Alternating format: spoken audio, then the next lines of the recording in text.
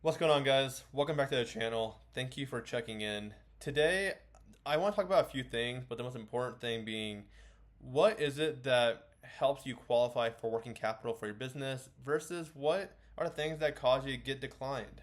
As a lender, I've been a lender now going on 5 years now, and helping people get capital for the business from SBA to term loans to lines of credit, all the way to nowadays what we're doing right now, which is more private capital and equity and debt for deals that are $100 million or above.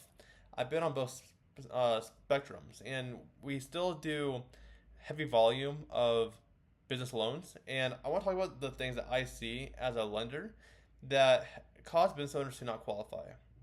And I broke it down to five key sectors. And the five sectors are one, time and business, two, sales, three, industry, four, credit, and five, debt to income ratio, or the amount of debt you have existing already in your business.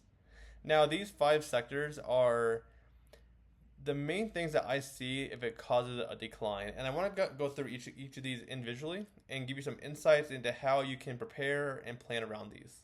So let's dive into number one, which is time and business. Now, time of business is one of those where you don't have a lot of control over. If you just started your business last month, 3 months ago, and your cash flow is still pretty low, you're going to have very few options in general. And it doesn't matter what lender you go through, you know? And the best option, so there's a few things to go about this. First things first, if your time in business is pretty low, there's very few options that you will have. And so the most important thing to do is to, in the early stages, do all you can do to prepare your business to be funded. Now, what does that look like? First things first, create a business bank account and start running all your cash flow and sales through there.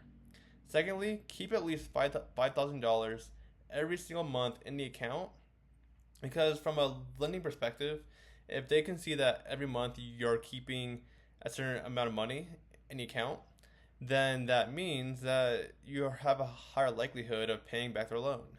And then the last piece I'll say is you want to boost your sales as soon as possible and have consistent sales. Now, of course, if you're applying for funding, you're saying, I need the capital to make sales. And so it's kind of vice versa, right? And that's the hard part about funding. There's not a lot of ways to go around that. But the better and the quicker you can boost your sales and get those sales consistent, not just a 10K month here, a 10K month there, but when you can consistently do 10K per month minimum, that's when options really start to open up for you. Number two is your credit score. So outside of time and business, the next thing that I see that is really important to qualify for funding and that most people get turned down for is their credit score. And so this one is also under your control. So if your credit is low, work on that first. Work with somebody who can fix your credit and get your credit to at least 700 or above, preferably. Now, there's different ways of doing this. Of course, pay your bills on time, focus on reducing existing debt, and dispute any inaccuracies that might be on your report. The quicker you can take care of your report and improve your credit, your options automatically open up. I always tell clients that if your credit's low, you have to make up for it in sales. And if your sales are low, you have to make up for it in credit. And you cannot outbeat a bad credit score. Number three is industry. So there are certain industries with lenders that just don't fund too well. And as right now, as this date, which is September 9th, I'm seeing a lot of people in transportation getting turned down.